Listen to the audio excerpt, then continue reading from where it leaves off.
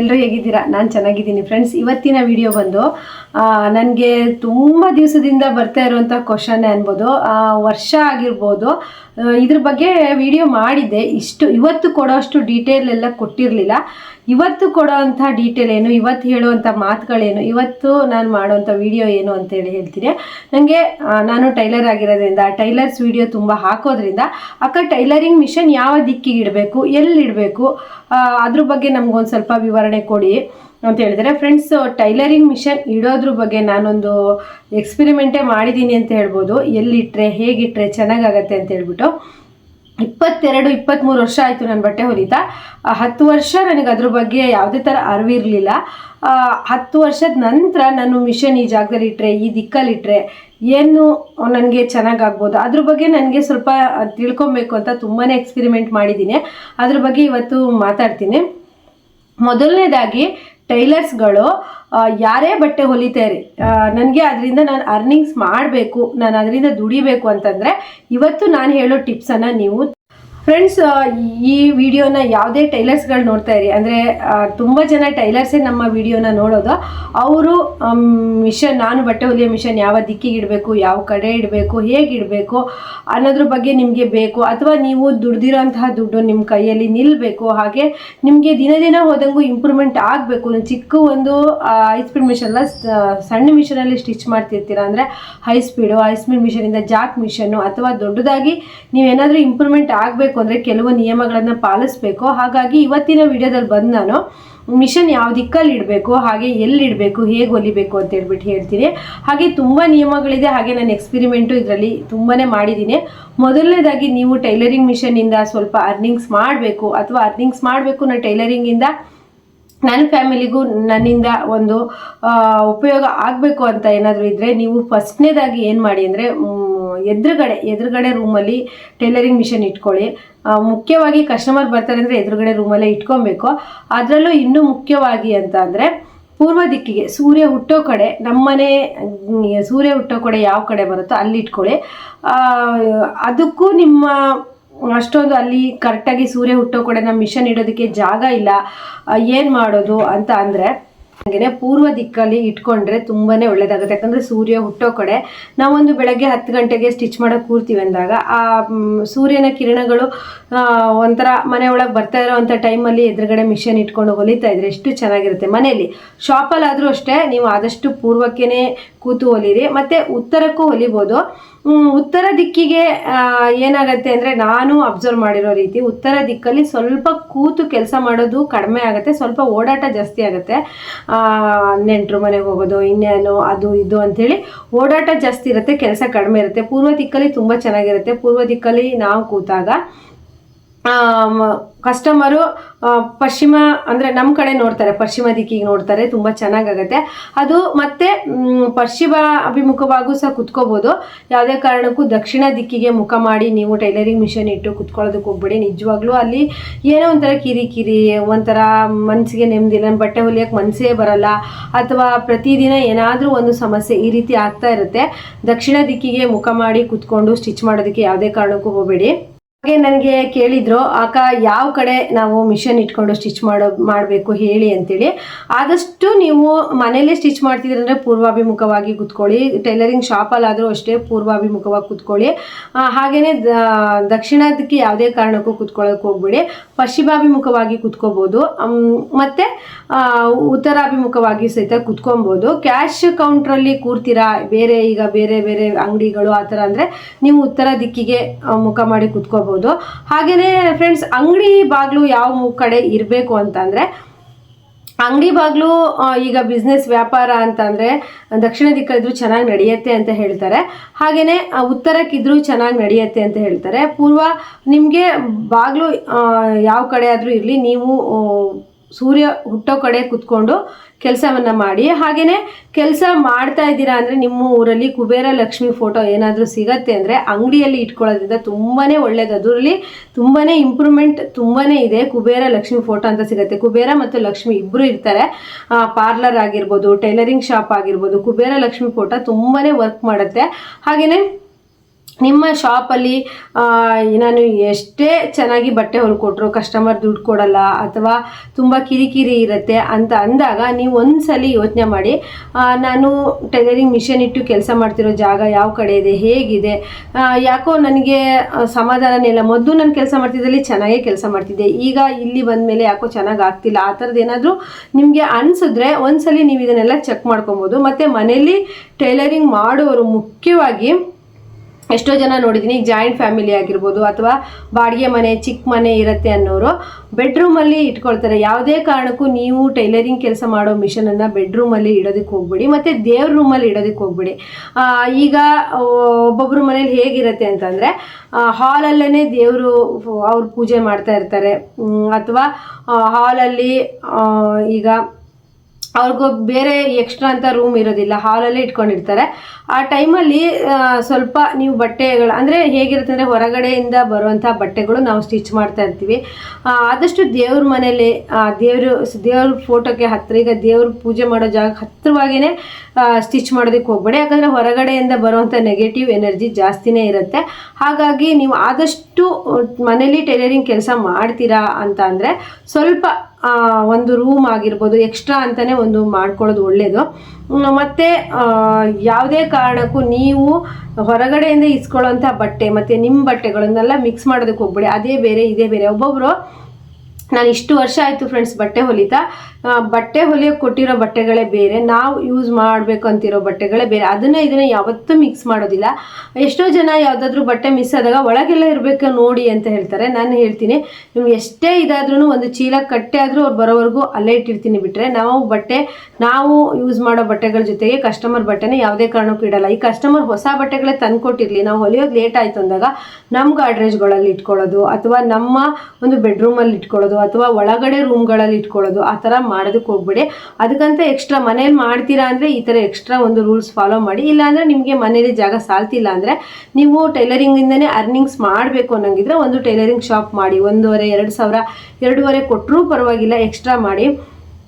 ಹಾಗೆಯೇ ಟೈಲರಿಂಗ್ ಮಿಷನ್ನು ಬೆಡ್ರೂಮಲ್ಲಿ ಇಟ್ಕೊಳ್ಳೋದ್ರಿಂದ ಗಂಡ ಹೆಂಡತಿಗೆ ಜಗಳ ಆಗುತ್ತೆ, ಹಾಗೆ ಕಿರಿಕಿರಿ ಚೆನ್ನಾಗಿರಲ್ಲ. ಬೆಡ್ರೂಮಲ್ಲಂತೂ ನೀವು ಕಟ್ಟಿಂಗು ಸ್ಟಿಚಿಂಗು ಮಾಡೋದಕ್ಕೆ ಹೋಗಬೇಡಿ. ಮತ್ತು ಇನ್ನೂ ಕೆಲವ್ರ ಮನೆ ನೋಡಿದ್ದೀನಿ, ಲಾಸ್ಟ್ ರೂಮಲ್ಲಿ ಅಂದರೆ ಹಿಂದ್ಗಡೆ ರೂಮಲ್ಲಿ ಟೈಲರಿಂಗ್ ಮಾಡ್ತಾ ಇರ್ತಾರೆ. ಅದು ಸಹಿತ ಟೈಲರಿಂಗ್ ಕೆಲಸಕ್ಕೆ ಏಳ್ಗೆನ ತರೋದಿಲ್ಲ.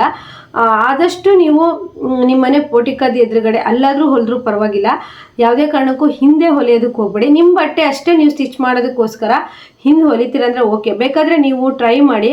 ನಿಮ್ಮ ಮಿಷನನ್ನು ಹಿಂದ್ಗಡೆ ರೂಮಲ್ಲಿ ಮನೆಯ ಹಿಂದೆ ಒಯ್ದಿಡಿ.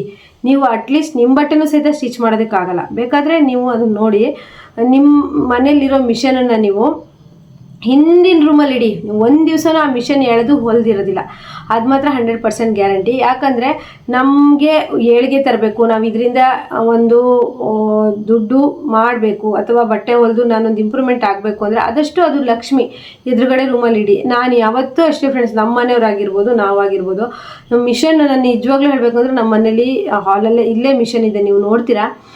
ಯಾವತ್ತೂ ನಾವು ಅದನ್ನು ಲಕ್ಷ್ಮಿ ಆಗೇ ನೋಡ್ತೀವಿ. ಬಿಟ್ಟರೆ ಅದನ್ನು ದಿನ ಈಗ ನಾನು ಒಬ್ಬೊಬ್ಬರು ನೋಡಿದ್ದೀನಿ, ದಿನ ಮಿಷನ್ ಎಳಿತಿರ್ತಾರೆ ಮತ್ತು ಇಡ್ತಾ ಇರ್ತಾರೆ. ಆ ಜಾಗಕ್ಕೆ ಹೊಲ್ದಾದ್ಮೇಲೆ ಇಡ್ತಾರೆ, ಎಳಿತಾರೆ, ಆ ಥರ ಮಾಡ್ತಾರೆ. ಮತ್ತು ಇಲ್ಲಾಂದರೆ ನನಗೆ ಒಬ್ಬರು ಹೇಳಿದ್ರು, ಜಾಗ ಇಲ್ಲ, ನಾವು ಅಷ್ಟೂ ಬಟ್ಟೆಗಳನ್ನು ಸಂಜೆ ಮಿಷನ್ ಮೇಲೆ ಇಡ್ತೀವಿ, ಬೆಳಗ್ಗೆ ತೆಗ್ದಿಟ್ಟು ಹೊಲಿತೀವಿ ಅಂತ. ಒಬ್ಬೊಬ್ರಿಗೆ ಜಾಗದ ಅಭಾವ ತುಂಬಾ ಇರುತ್ತೆ, ಅದಕ್ಕೂ ನಾವು ಒಪ್ಕೊಬೇಕಾದ್ರೆ ಅದಕ್ಕೊಂದು ಸಣ್ಣದಾಗಿ ಏನಾದರೂ ಒಂದು ವ್ಯವಸ್ಥೆ ಮಾಡ್ಕೊಳ್ಳಿ.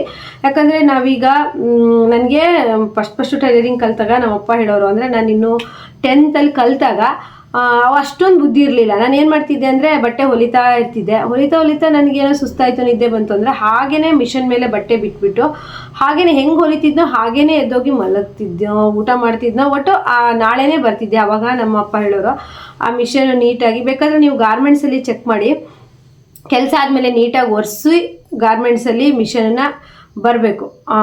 ಅದು ನಿಜವಾಗ್ಲೂ ಒಳ್ಳೆ ಅಭ್ಯಾಸ. ನಾವು ಕೆಲಸ ಮುಗಿದ ಮೇಲೆ ಬೆಳಗ್ಗೆ ಕೆಲಸ ಸ್ಟಾರ್ಟ್ ಮಾಡಬೇಕಾದ್ರೆ, ಬೆಳಗ್ಗೆ ಕೆಲಸ ಸ್ಟಾರ್ಟ್ ಮಾಡಬೇಕಾದ್ರೆ ಅದರೊಳಗೆ ಧೂಳು ಅದು ಅಂದರೆ ಒಂದ್ಸಲಿ ನಾವು ಒರೆಸಿ ಕ್ಲೀನ್ ಮಾಡಿ ಕೆಲಸ ಶುರು ಮಾಡೋದು ಅದು ಇದ್ದಿದ್ದೆ, ಅದು ನಮ್ಮ ಒಂದು ಅಭ್ಯಾಸ ಅನ್ಬೋದು. ಆದರೆ ಸಂಜೆ ಕೆಲಸ ಆದಮೇಲೆ ನೀಟಾಗಿ ಎಲ್ಲ ಒರೆಸಿ ನಂದು ಇವತ್ತು ಬಟ್ಟೆ ಹೊಲಿದು ಮುಗೀತು ಫಿನಿಶ್. ಮತ್ತು ಅಷ್ಟು ಮಾಡಿದ್ರೆ ನಿಮಗೆ ನೆಕ್ಸ್ಟ್ ಡೇ ಇನ್ನೂ ಇಂಟ್ರೆಸ್ಟಾಗಿ, ಮತ್ತು ಅದು ಬಿಟ್ಟು ನಾವು ಎಲ್ಲಿಗೂ ಹೊಲಿತಾ ಇದ್ವಿ ಅಲ್ಲೇ ಬಿಟ್ಟು ಹೋಗಿ ಊಟ ಮಾಡಿ ಮಲಗೋದು, ಅಥವಾ ಇನ್ನೇನೋ ಕೆಲಸನೋ ಅಥವಾ ಏನೇನೋ 2-3 ದಿವಸ ನೆಂಟರು ಮನೆ ಹೋಗಿರ್ತೀರ, ನೀವು ಅರ್ಧ ಬ್ಲೌಸ್ ಹೊಲ್ದಿರ್ತೀರ, ಆ ಮಿಷನ್ ಮೇಲೆ ಅಲ್ಲೇ ಬಿಟ್ಟು ಹಾಗೇ ಹೋಗಿರ್ತೀರ. ಯಾಕದು ನಮಗೆ ಊಟ ಬಟ್ಟೆ ಪ್ರತಿಯೊಂದು ನಮ್ಮ ಖರ್ಚು ವೆಚ್ಚಗಳನ್ನು ನಾವು ಅದೇ ಟೈಲರಿಂಗ್ ಕೆಲಸ ಮಾಡಿಬಿಟ್ಟು ನೋಡ್ಕೊಳ್ತಾ ಇರ್ತೀವಲ್ವಾ. ಹಾಗಾಗಿ ನಾ ಹೇಳೋದು, ಅದು ನಮ್ಮ ಲಕ್ಷ್ಮಿ ಥರ ನಾವು ಅದನ್ನು ನೋಡಿದ್ರೆ ಅದು ನಮಗೆ ಅದರಿಂದ ಬರುವಂಥ ದುಡ್ಡು ಒಳ್ಳೇದಕ್ಕೆ ಯೂಸ್ ಆಗುತ್ತೆ. ಹಾಗೆ ನಾವು ಇನ್ನೂ ಇಂಪ್ರೂವ್ಮೆಂಟ್ ಆಗ್ತೀವಿ. ನೀವು ಎಲ್ಲೇ ಹೋಗೋದಿರಲಿ ಅಥವಾ ನೈಟ್ ಕೆಲಸ ಮುಗಿಸೋದಿರಲಿ, ಅವತ್ತು ಆ ಮಿಷನ್ ಮೇಲೆ ಇರೋದನ್ನೆಲ್ಲ ಎತ್ಬಿಟ್ಟು ನೀಟಾಗಿ ಒಂದ್ಸತಿ ಒರೆಸಿ, ಕೆಳಗಡೆ ಇರೋ ಬಟ್ಟೆ ಪೀಸ್ ಏನು ತೆಗೆಯೋದು ಬೇಡ, ನೀವು ಮೇಲ್ಗಡೆ ಮಿಷನನ್ನು ನೀಟಾಗಿ ಒರೆಸ್ಬಿಟ್ಟು ಒಂದು ಬಟ್ಟೆ ಮುಚ್ಚೋದಾದರೂ ಮುಚ್ಚಿಬಿಟ್ಟು ಇಟ್ಟು ಹೋಗಬೇಕು. ಆ ರೀತಿ ಯಾರೆಲ್ಲ ಮಾಡ್ತಿಲ್ಲ, ನೆಕ್ಸ್ಟ್ ನಾಳೆಯಿಂದನೇ ಶುರು ಮಾಡಿ ಮಾಡೋದಕ್ಕೆ. ಹಾಗೆಯೇ ಫ್ರೆಂಡ್ಸು, ಇನ್ನೂ ಒಂದು ಅಂದರೆ ನಂಗೆ ಅದೇ ನಾನು ಹೇಳಿದ್ನಲ್ವ, ನಮ್ಮಪ್ಪ ಹಾಗೆ ಹೇಳೋರು, ನೀನು ಅದು ಕೆಲಸ ಮಾಡೋ ಲಕ್ಷ್ಮಿ, ಅದರಿಂದ ನೀನು ಬಟ್ಟೆ ಹೊಲಿದು ಓದ್ತಾ ಇದೆಯಾ, ಅದಕ್ಕೆ ನೀಟಾಗಿ ಕೆಲಸ ಎಲ್ಲ ಮುಗಿದ್ಮೇಲೆ ಬಟ್ಟೆ ಎಲ್ಲ ತೆಗೆದ್ಬಿಟ್ಟು ನೀಟಾಗಿ ಒರೆಸ್ಬಿಟ್ಟು ಇಟ್ಟು ಬೇರೆ ಕೆಲಸ ಮಾಡು ಅಂತೇಳಿ ಅಂತಿದ್ರು. ಅದು ನಿಜವಾಗ್ಲೂ ಇವಾಗ ಹೌದು ಅನಿಸುತ್ತೆ. ಈಗ ಯಾರೆಲ್ಲ ಈ ಅಭ್ಯಾಸಗಳನ್ನು ರೂಢಿಸ್ಕೊಳ್ಳಿ. ಯಾಕಂದರೆ ನಾವೇನು ಮತ್ತೆ ಇನ್ನೊಂದು ಪಾಯಿಂಟ್ಸು, ನಾವು ಒಂದು ಬಟ್ಟೆನ ಹೊಲಿಯೋದಕ್ಕೆ ತಗೊಂಡಿರ್ತೀವಿ, ಆ ಬಟ್ಟೆನ ಹೊಲಿತಾ ಇನ್ನೊಂದು ಸ್ವಲ್ಪ ಇದೆ ಅಂದರೆ ಬಿಟ್ಬಿಟ್ಟು ಅಲ್ಲಿಗೆ ಕ್ಲೋಸ್ ಮಾಡಿ ಕೆಲಸ ಮಾಡಿ ಹೋಗೋದು ಬೇಡ. ಆದಷ್ಟು ಇದನ್ನು ಮುಗಿಸ್ಬಿಟ್ಟು ನಾನು ಇವತ್ತು ಕ್ಲೋಸ್ ಮಾಡ್ತೀನಿ ಅಂಗಡಿನ, ಅಥವಾ ಇವತ್ತು ಹೇಳ್ತೀನಿ ಅಂತ ಹೇಳಿ ನಿಮ್ಮ ತಲೆಯಲ್ಲಿ ಇರಬೇಕು. ಈಗೇನು ನಾವು ಮನೆಗೆ 7:30 ಹೋಗ್ತಾ ಇದ್ದೀವಿ ಅಂತ ಅಂದರೆ 6:30-7 ಗಂಟೆ ಆಯಿತು ಅಂದರೆ ಇನ್ನೊಂದು ಅರ್ಧ ಬ್ಲೌಸ್ ಇದೆ ಅಂದರೆ ನಾವು ಅದನ್ನು ಫಿನಿಷ್ ಮಾಡಿ 7:30 ಬಾಗ್ಲಾಕೊಂಡು ಹೋದಾಗ ಮನಸ್ಸು ನೋಡಿ ಎಷ್ಟು. ಇಲ್ಲಾಂದರೆ ನಾಳೆ ಬೆಳಗ್ಗೆ ಬಂದು ಹಿಂದಿನ ದಿವಸ ಹೊಲಿದಿರೋ ಅರ್ಧ ಬ್ಲೌಸ್ ಹೊಲಿದಿರೋದನ್ನೇ ಮತ್ತೆ ನೀವು ಸ್ಟಾರ್ಟ್ ಮಾಡಿದ್ರಿ ಅಂದರೆ ಆ ಕೆಲಸ ಅವತ್ತಿನ ಕೆಲಸನೇ ಒಂಥರ ಆಗಿಬಿಡುತ್ತೆ. ಆದ್ದರಿಂದ ನೀವೇನಾದರೂ ಒಂದು ಕೆಲಸ ಹಿಡ್ದಿರಂದರೆ ಅದು ಫಿನಿಷ್ ಮಾಡಿ ಆದಷ್ಟು ನೀವು ಟ್ರೈ ಮಾಡಿ ಫಿನಿಷ್ ಮಾಡಿ ಹೋಗೋದಕ್ಕೆ. ಇನ್ನು ಆಗಲಿಲ್ಲ ಅಂದ ಮಟ್ಟದಲ್ಲಿ ಒಂದೊಂದು ದಿವಸ ಬಿಡ್ಬೋದು, ಏನು ಮಾಡೋಕ್ಕಾಗಲ್ಲ. ಆದಷ್ಟು ನಿಮ್ಮ ಮೈಂಡ್ ಸೆಟ್ಟಲ್ಲಿ ಅದಿರಲಿ. ಮತ್ತು ಬೆಳಗ್ಗೆ ಬಂದ ತಕ್ಷಣವೇ ಹಳೆ ಬಟ್ಟೆಗಳನ್ನು ಹೊಲಿಯೋದು ಆ ರೀತಿ ಮಾಡಬೇಡಿ. ಆ ರೀತಿ ನಮ್ಮಂಥ ಮನೇಲಿ ಹೊಲಿಯುವಂಥ ಟೈಲರ್ಗಳಿಗೆ ತುಂಬಾ ಪ್ರಾಬ್ಲಮ್ ಆಗಿರುತ್ತೆ. ಅದನ್ನು ಕಸ್ಟಮರು ಅರ್ಥ ಮಾಡ್ಕೊಳ್ಳೋದಿಲ್ಲ, ನಾವು ಹೇಳಿದ್ರು ಅವ್ರಿಗೆ ಅರ್ಥನೂ ಆಗೋದಿಲ್ಲ. ಆ ಥರ ಇರುತ್ತೆ. ಅದರಲ್ಲೂ ನಮ್ಮಂಥ ಈಗ ನೋಡಿ ನಾನಂತೂ ಇದುವರೆಗೂ ನಮ್ಮನೆ ಬಾಗಿಲಿಗೆ ಬಟ್ಟೆ ಹೊಲ್ಸಕ್ಕೆ ಬಂದವ್ರ ಮನಸ್ಸನ್ನ ನೋವು ಮಾಡಿಲ್ಲ. ನನಗೆ ಮುಖಕ್ಕೆ ಹೊಡೆದಂಗೆ ಹೇಳೋದಾಗಲಿ ಅಥವಾ ಇನ್ನೇನೋ ಅವರೇನೋ ಅಂದರು ಅಂತೇಳಿ ನನಗೆ ಆ ಥರ ಎಲ್ಲ ಯಾವತ್ತೂ ಬರೋದಿಲ್ಲ. ಹಾಗಾಗಿ ಅವರು ನಮ್ಮನ್ನ ಏನು ಮಾಡ್ತಾರೆ ಅಂದರೆ ಬೆಳಗ್ಗೆನೇ ಹೊಲಿಗೆ ಹಾಕೋ ಬಟ್ಟೆನ ತರೋದು, ಹರಿದಿರೋ ಬಟ್ಟೆ ಆ ಥರ ಮಾಡಿಬಿಡ್ತಾರೆ. ಎಷ್ಟು ಅಂತೇಳಿ ನಾವು ಸಹ ಸುಧಾರಿಸ್ಕೊಳಕ್ಕಾಗತ್ತಲ್ವ, ಹೇಳೋ ರೀತಿಯಲ್ಲಿ ಹೇಳಬೇಕು. ಮತ್ತೊಂದು, ನಮ್ಮ ಹತ್ರ ಈ ರೀತಿ ಗುಣಗಳು ಇರೋದಕ್ಕೆ ನಾವು ಇಷ್ಟು ವರ್ಷ ಟೈಲರಿಂಗ್ ಕೆಲಸದಲ್ಲಿ ಎಲ್ಲೇ ಮನೆ ಮಾಡಿದ್ರು ಕಸ್ಟಮರ್ ಹುಡ್ಕೊಂಬರ್ತಾರೆ. ಏನು ಮಾಡೋಕ್ಕಾಗಲ್ಲ. ಒಂದು ಕೆಲಸ ಅಂತಂದರೆ ಅದರಲ್ಲಿ ಈ ಥರ ಎಲ್ಲ ಇದ್ದೇ ಇರುತ್ತೆ. ಯಾವ ಕೆಲಸ ಈಸಿ ಇದೆ, ಯಾವ ಕೆಲಸದಲ್ಲಿ ನಾವು ಮಾಡೋಕ್ಕೆ ಹೋಗೋ ಪ್ರತಿಯೊಂದು ಕೆಲಸದಲ್ಲೂ ಏನಾದರೂ ಒಂದು ತೊಂದರೆ ಇದ್ದೇ ಇರುತ್ತೆ. ಆದರೆ ಅದನ್ನು ನಮಗೆ ತೊಂದರೆ ಅಂದ್ಕೊಳ್ದೇನೆ ನಾವು ಅದನ್ನು ಮಾಡ್ತಾ ಹೋಗಬೇಕು. ಹಾಗೆಯೇ ಫ್ರೆಂಡ್ಸ್, ಮನೇಲಿ ಟೈಲರಿಂಗ್ ಮಾಡುವವರು ಆದಷ್ಟು ತುಂಬ ನೈಟು ಸ್ಟಿಚ್ ಮಾಡೋದನ್ನು ನಿಲ್ಲಿಸಿ, ಹಾಗೆಯೇ ಮತ್ತು ಬೆಡ್ರೂಮ್ಗಳಲ್ಲಿ ಸ್ಟಿಚ್ ಮಾಡೋದನ್ನು ನಿಲ್ಲಿಸಿ, ಆದಷ್ಟು ಹಾಲು ಆದಷ್ಟು ಅಂದರೆ ಈಗ ಕಸ್ಟಮರ್ ಬಂದವರು ಒಳಗೆ ತನಕ ಬರೋದು ತಪ್ಪಾಗತ್ತೆ. ಅದು ನೆಗೆಟಿವ್ ಎನರ್ಜಿ. ನಾವು ಮನೆ ಅಲ್ವಾ ಅದು. ಹಾಗಾಗಿ ಮನೆಯಲ್ಲಿ ನಾವು ಕೆಲಸ ಮಾಡ್ತೀವಿ ಅಂದರೆ ಎಷ್ಟು ಹುಷಾರಾಗಿದ್ದರೂ ಸಾಲೋದಿಲ್ಲ. ಯಾಕಂದರೆ ಇನ್ನೂ ಒಂದು ಮಾತು ಹೇಳ್ತೀನಿ, ಇಲ್ಲಿ ನಮ್ಮದು ಟಾಪಿಕ್ ಬಂದುಬಿಟ್ಟು ಮಿಷನನ್ನು ಯಾವ ದಿಕ್ಕಿಗೆ ಇಡಬೇಕು ಅಂತೇಳಿ. ಈ ದಿಕ್ಕು ನಾನು ನಿಮಗೆ ಹೇಳಿದ್ದೀನಿ, ಪೂರ್ವಕ್ಕಿಡಿ, ಉತ್ತರ ದಿಕ್ಕಿಗೂ ಇಡಿ, ಪೂರ್ವಾಭಿಮುಖವಾಗಿ ಅಥವಾ ಪಶ್ಚಿಮಾಭಿಮುಖವಾಗಿ ಇಡಿ ಅಂತ ಹೇಳಿದ್ದೀನಿ. ಇದರಲ್ಲಿ ಏನೋ ಡೌಟ್ಸ್ ಇದ್ದರೆ ನನಗೆ ನೀವು ಕಮೆಂಟ್ ಮಾಡ್ಬೋದು. ಹಾಗೆಯೇ ಇನ್ನೂ ಒಂದು ಪಾಯಿಂಟ್ಸ್ ಅಂದರೆ, ನಾವು ಮನೇಲಿ ಟೈಲರಿಂಗ್ ಮಾಡ್ತಾ ಇರ್ತೀವಿ ಅಂದರೆ ಈಗ ಕಸ್ಟಮರ್ ಬಂದವರು ಏನಾಗುತ್ತೆ ಅಂದರೆ, ಪ್ರತಿದಿನ ಒಬ್ಬರು ಕಸ್ಟಮರ್ ಬರ್ತಾರೆ, ಅವರು ಬೇಡದೇ ಇರೋ ವಿಚಾರಗಳನ್ನು ನಮ್ಮ ಮನೇಲಿ ಮಾತಾಡ್ತಾ ಹೋಗ್ತಾರೆ. ಆಗ ನಮ್ಮ ಮನೇಲಿ ಎಲ್ಲ ಚೆನ್ನಾಗಿತ್ತು ಅಂತ ಅಂದ್ಕೊಳ್ಳಿ, ಅವರು ಹೇಳಿ ಅವ್ರು ಬೇಡದೇ ಇರೋದನ್ನು ನಮ್ಮ ಮನೆ ಒಳಗೆ ಕರೀತಿದ್ದಾರೆ ಅನ್ನೋ ಥರ. ಆದ್ದರಿಂದ ನೀವು ಯಾರೇ ಕಸ್ಟಮರ್ ಬಂದರೂ ಬಟ್ಟೆ ಇಸ್ಕೊಂಡ್ರೆ ಆಯಿತಾ, ಅವ್ರನ್ನ ಹಾಗೆ ಕಳಿಸ್ಬಿಡಿ. ಅದು ಬಿಟ್ಟು ಒಬ್ಬೊಬ್ಬರಂತೂ ಅದು ಎಷ್ಟು ತಲೆ ನಮಗೆ ಕೇಳೋದಕ್ಕೆ ಇಷ್ಟನೇ ಇರಲ್ಲ, ಇಂಟ್ರೆಸ್ಟೇ ಇರಲ್ಲ, ಅಷ್ಟು ಅವರು ಗೋಳಾಟ ನರಳಾಟನ ಹೇಳ್ತಾರೆ. ಅವ್ರದ್ದು ಹೇಳಿದ್ರಾದರೂ ಬಿಡು ಪಾಪ ಅಂತ ಕೇಳ್ಬೋದು. ಅವ್ರು ಇನ್ಯಾವುದೋ ವಿಷಯ ಯಾರಿಗೋ ಬೈಯೋದನ್ನ ನಮ್ಮ ಮನೆಗೆ ಬಂದು ಬೈತಾ ಇರ್ತಾರೆ. ಅದು ಎಷ್ಟು ಸರಿ ಅಂತೇಳಿ ನನಗಂತೂ ಅದು ಇಷ್ಟನೇ ಆಗೋದಿಲ್ಲ.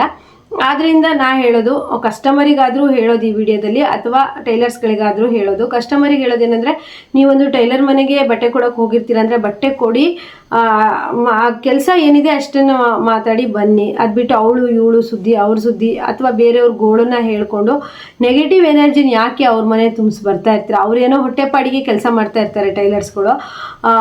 ಮತ್ತು ಇನ್ನೂ ಕೆಲವು ಟೈಲರ್ ಇರ್ತಾರೆ, ಅವ್ರಿಗೆ ಯಾರಾದರೂ ಮಾತಾಡೋಕ್ಕೆ ಸಿಕ್ಬಿಟ್ರೆ ಸಾಕು, ಅವ್ರ ಕೆಲಸನೇ ಮರೆತುಬಿಟ್ಟು ಮಾತಾಡ್ತಾ ಇರ್ತಾರೆ. ಆ ಕಣ್ಣೀರು ಗೋಳು ಕತೆ ಎಲ್ಲ ಪ್ರತಿದಿನವೂ ನಿಮ್ಮ ಮನೆಗೆ ಕೇಳಿ ಆದಷ್ಟು ನೆಗೆಟಿವ್ ಎನರ್ಜಿನ ನಿಮ್ಮ ಮನೆಗೆ ನೀವೇ ಕರ್ಸ್ಕೊಳ್ತೀರ. ಆದ್ದರಿಂದ ಏನು ಬಟ್ಟೆ ವಿಷಯ ಮಾತಾಡಿ, ಬಟ್ಟೆ ಬಗ್ಗೆ ಕೇಳಿ, ಬಟ್ಟೆ ಇಸ್ಕೊಳ್ಳಿ, ಆಯಿತು ಅಂಥೇಳಿ ಕಳಿಸ್ಬಿಡಿ. ಯಾಕಂದರೆ ನಮ್ಮದು ಟೈಮ್ ಉಳಿಯುತ್ತೆ, ಅವ್ರದ್ದು ಏನೇನೋ ಗೋಳು ನಾವು ಏನು ಮಾಡೋಕ್ಕಾಗಲ್ಲ. ಆ ಗೋಳು ಕೇಳ್ಬೋದು, ಬಿಟ್ಟರೆ ನಮ್ಮ ಕೈಯಿಂದ ಸರಿ ಮಾಡೋದಕ್ಕೆ ಸಾಧ್ಯ ಇಲ್ಲ ಅಲ್ವಾ.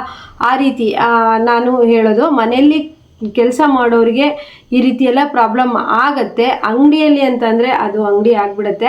ಅಂತ ಅಂಗಡಿ ಹತ್ರ ಕೂತ್ಕೊಳ್ಳೋದಿಲ್ಲ, ಮನೆಯಲ್ಲಿ ಹರಟೆ ಹೊಡಿಯೋಕ್ಕೆ ಬಂದು ಕೂತ್ರೆ. ನಾನು ಎಷ್ಟೋ ಸತಿ ನಾನು ಈ ವಿಡಿಯೋದಲ್ಲಿ ಹೇಳ್ತಾ ಇದ್ದೀನಿ, ನಾನು ಹಿಂದೆ ಇದ್ದಂಥ ಒಂದು ಬಾಡಿಗೆ ಮನೆಯಲ್ಲಿ ಬೆಳಗ್ಗೆ 10 ಗಂಟೆಗೆ ಬಂದು ಕೂತು ಬೇಡದೇ ಇರೋ ವಿಚಾರಗಳನ್ನು ಮಾತಾಡ್ತಿದ್ರು ಇಬ್ಬರು.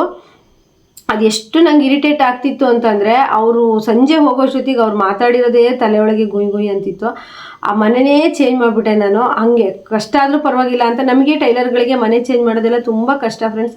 ಆ ರೀತಿ ಆದಷ್ಟು ನೀವು ದಿಕ್ಕುಗಳ ಜೊತೆಗೆ ಈ ರೀತಿ ಹೊರಗಡೆಯಿಂದ ಬೇರೆ ಕಡೆಯಿಂದ ಬರುವಂತಹ ನೆಗೆಟಿವ್ ಎನರ್ಜಿನೂ ನೀವು ತಡಿಬೇಕಾಗತ್ತೆ. ಬರೀ ನಾನು ದಿಕ್ಕು ಚೇಂಜ್ ಮಾಡಿದೆ ಅಂತ ಹೇಳಿ ಬೇಡದೇ ಇರೋರು ಬಂದು ಬೇಡದೇ ಇರೋ ವಿಚಾರಗಳನ್ನು ಮಾತಾಡಿದಾಗ ಎಲ್ಲ ಒಳ್ಳೇದಾಗೋದಿಲ್ಲ, ಕೆಟ್ಟದಾಗ್ಬಿಡುತ್ತೆ. ಅದಕ್ಕೋಸ್ಕರ ಈಗ ನಾವೇನೋ ದೀಪ ಹಚ್ಚಿ ದೇವ್ರ ಹತ್ರ ಬೇಡ್ಕೊಂಡು, ಈಗ ಸಂಜೆ ಟೈಮೇ ದೀಪ ಹಚ್ಚಿ ದೇವ್ರ ಹತ್ರ ಬೇಡ್ಕೊಂಡು, ಅಪ್ಪ ನಂಗೆ ಚೆನ್ನಾಗಿ ಬಟ್ಟೆ ಹೊಲಿಯೋಕ್ಕಾಗಂಗೆ ಮಾಡಪ್ಪ ಅಂತ ಪ್ರಾರ್ಥನೆ ಮಾಡ್ಕೊಂಡು ಬಂದು ಕೂತಿರ್ತೀವಿ. ಅಷ್ಟೊತ್ತಿಗೆ ಇವ್ರು ಬಂದು ಅಥವಾ ಅಕ್ಕಪಕ್ಕದವರೇ ಇರ್ತಾರೆ, ಅವ್ರಿಗೇನು ಮಾಡೋಕ್ಕೆ ಕೆಲಸ ಇರೋದಿಲ್ಲ, ಬಂದು ಅವ್ರ ಮನೆ ಇವ್ರ ಮನೆ ಸುದ್ದಿ, ಅವಳು ಬೈಕೊಂಡು ಇವಳಿಗೆ ಬೈಕೊಂಡು ಮಾಡಿದಾಗ, ದೀಪ ಹಚ್ಚಿ ನಾವು ಒಳ್ಳೆಯ ಒಂದು ದೇವ್ರ ನಾಮ ಭಜನೆ ಈ ರೀತಿ ಕೇಳ್ಕೊಂಡು ಬಟ್ಟೆ ಹೊಲಿದ ಅವರು ಆ ಥರ ಎಲ್ಲ ಮಾತಾಡಿದಾಗ ನಮಗೆ ಬಟ್ಟೆ ಹೊಲಿಯೋದಕ್ಕೆ ಇಂಟ್ರೆಸ್ಟೇ ಇಲ್ಲ. ಈ ರೀತಿಯಿಂದನೂ ನೆಗೆಟಿವ್ ಎನರ್ಜಿ ಅನ್ನೋದು ಬರುತ್ತೆ. ಆದ್ದರಿಂದ ಫ್ರೆಂಡ್ಸ್, ಆದಷ್ಟು ನೀವು ಮತ್ತೆ ತುಂಬ ವರ್ಷಾನುಗಟ್ಲೆಯಿಂದ ನೀವು ಒಂದೇ ಜಾಗದಲ್ಲಿ ಮಿಷನ್ ಇಟ್ಕೊಂಡು ಹೊಲಿತಾ ಇದ್ದೀರ ಅಂದರೆ, ನೀವು ನಾಡಿದ್ದು ಅಮಾವಾಸ್ಯೆ ನಂತರ ಬೇಕಿದ್ರೆ ಮಿಷನನ್ನು ಚೇಂಜ್ ಮಾಡ್ಬೋದು, ಬೇರೆ ಕಡೆ ಇಡ್ಬೋದು. ಏನಾದರೂ ನಾನು ಹೇಳಿರೋ ದಿಕ್ಕಲ್ಲಿ ನಿಮ್ಮನೆ ಮಿಷನ್ಗಳು ಇಲ್ಲ ಅಂತಂದರೆ, ನಾಡ್ದು ಅಮಾವಾಸ್ಯೆ ಆದ ನಂತರ ನಿಮ್ಮ ಟೈಲರಿಂಗ್ ಮಿಷನನ್ನು ಚೇಂಜ್ ಮಾಡ್ಕೊಳ್ಳಿ. ನನಗೂ ಅನುಭವ ಆಗಿದೆ ಫ್ರೆಂಡ್ಸ್. ನೀವು ಅಂತೀರ ಅಗ್ನಿ ಮೂಲೆ ಅಂತೇಳ್ಬಿಟ್ಟು ಅಲ್ಲಿ ಮಿಷನ್ ಇಟ್ಕೊಂಡು ಕೂತ್ಕೊಂಡು ಅದು ಎಷ್ಟು ನನಗೆ ಒಂದು ಪ್ರೆಸರ್ ಅಂದರೆ, ನಿಜವಾಗ್ಲೂ ಅಷ್ಟೇ ಅಗ್ನಿ ಮೂಲೆ ಅಂತ ಬರುತ್ತೆ ಅಲ್ಲಿ. ಅದೊಂಥರ ನಮಗೆ ಸಮಾಧಾನನೇ ಇರಲ್ಲ, ತಾಳ್ಮೆನೇ ಇರಲ್ಲ. ಕಸ್ಟಮರ್ ಏನೋ ಚೂರು ಹೇಳಿದ್ರೆ ನಾವೇ ರ್ಯಾಶ್ ಆಗಿ ಜಗಳ ಮಾಡಿಬಿಡ್ತೀವಿ, ಆ ರೀತಿ ಆಗುತ್ತೆ.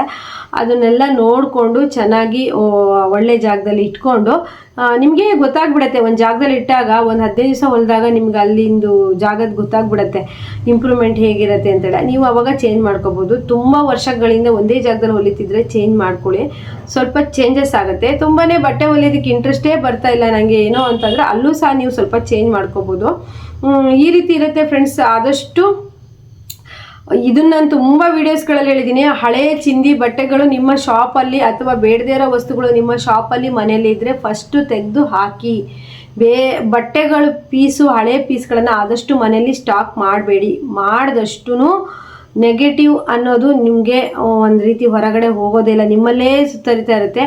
ನಿಮಗೆ ಬೇಕಾದಷ್ಟು ವೇಸ್ಟ್ ಬಟ್ಟೆಗಳನ್ನು ಇಟ್ಕೊಂಡು ಬೇಡದೇ ಇರೋದನ್ನೆಲ್ಲ ತೆಗೆದು ದಿಮ್ ಮಾಡೋರಿಗೆ ಕೊಡಿ. ಇಲ್ಲ ಅಂದರೆ ನೀವಂತೂ ದಿಮ್ ಮಾಡ್ಕೊಂಬಿಡಿ. ಇಲ್ಲ ಅಂತಂದರೆ ಕಸದ ಗಾಡಿಗೆ ಹಾಕಿ ಅದನ್ನು ಫಸ್ಟು ತೆಗೆದು ಕ್ಲೀನ್ ಮಾಡಿ. ಹಳೆ ಬಟ್ಟೆ ಯಾರಿನ್ನೂ ಇಸ್ಕೊಂಡೋಗಿಲ್ಲ ಫೋನ್ ಮಾಡಿ ಹೇಳಿ, ಇಲ್ಲ ಅಂದರೆ ನಾವು ಅದನ್ನು ಕಸದ ಗಾಡಿಗೆ ಹಾಕ್ತೀವಿ ಅಂತ ಹೇಳಿ.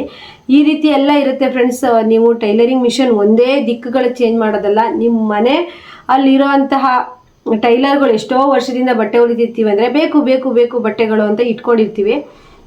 ಅದನ್ನು ತೆಗೆದು ಹಾಕಿ ಅಟ್ಲೀಸ್ಟ್ ನಿಮಗೆ ಯಾವಾಗಲೂ ಆಗಿಲ್ಲ ತಿಂಗಳಿಗೆ ಒಂದು ಸರಿ ಆದರೂ ಅದನ್ನ ಕ್ಲೀನ್ ಮಾಡ್ತಾಯಿರಿ. ಕಸ್ಟಮರ್ ಒಯ್ದಿಲ್ಲ ಬಟ್ಟೆ ಅಂದರೆ ಫೋನ್ ಮಾಡಿ ಹೇಳಿರಿ ಕೊಡಿ. ನಾವು ಎಷ್ಟು 5 ವರ್ಷ ಇಟ್ಟು 6ನೇ ವರ್ಷಕ್ಕೆ ಅವ್ರ ಬಟ್ಟೆನ ನಾವು ಒಗಾಸಿದ್ವಿ ಅಂದರೆ ಆವಾಗಲೇ ಬಂದು ಕೇಳಿರ್ತಾರೆ.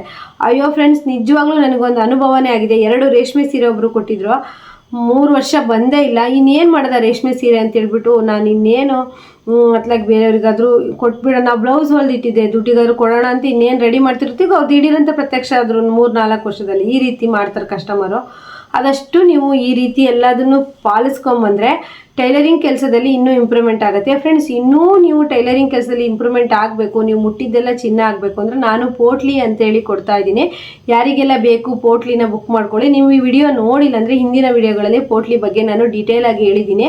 ಆ ಪೋಟ್ಲಿನ ತರಿಸ್ಕೊಂಡು ನಿಮ್ಮ ಕೆಲಸದಲ್ಲಿ ಒಂದು ಇಂಪ್ರೂವ್ಮೆಂಟ್ ಕಾಣಿ ಅಂತ ಹೇಳ್ತಾ ಈ ವಿಡಿಯೋನ ಇಲ್ಲಿಗೆ ಮುಗಿಸ್ತಾ ಇದ್ದೀನಿ. ವಿಡಿಯೋ ಇಷ್ಟ ಆದರೆ ಗೊತ್ತಲ್ವಾ, ಲೈಕ್ ಮಾಡಿ, ಹಾಗೆಯೇ ಹೊಸಬ್ರು ಬಂದಿದ್ರೆ ಸಬ್ಸ್ಕ್ರೈಬ್ ಮಾಡಿ. ನೆಕ್ಸ್ಟ್ ವಿಡಿಯೋದೊಂದಿಗೆ ಮತ್ತೆ ಬರ್ತೀನಿ. ಈ ವಿಡಿಯೋದಲ್ಲಿ ನಿಮಗೆ ಒಳ್ಳೊಳ್ಳೆ ಇನ್ಫಾರ್ಮೇಷನ್ ಸಿಕ್ತು ಅಂತ ಅಂದ್ಕೊಳ್ತೀನಿ. ಓಕೆ ಫ್ರೆಂಡ್ಸ್, ನೆಕ್ಸ್ಟ್ ವಿಡಿಯೋದಲ್ಲಿ ಮತ್ತೆ ಬರ್ತೀನಿ. ಎಲ್ರಿಗೂ ಬಾಯ್.